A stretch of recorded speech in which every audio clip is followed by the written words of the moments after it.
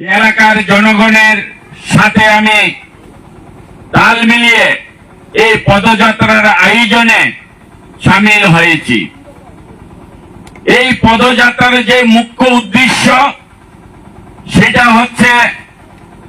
যেইভাবে এলাকার মধ্যে এক প্রকার সমাজদ্রোহী বা অসামাজিক ব্যক্তিরা নেশাযুক্ত এবং নেশা কারবারির মাধ্যমে তারা অসৎ উপায়ে উপার্জন করছে, তাতে করে এলাকার আমাদের যে ছাত্র সমাজ, যুব সমাজ যেভাবে আমাদের ক্ষতিগ্রস্ত হচ্ছে, আমাদের আগামী ত্রিপুরা গড়ার ক্ষেত্রে আমাদের যে সমস্যা হবে আর সেটাকে সামনে রেখে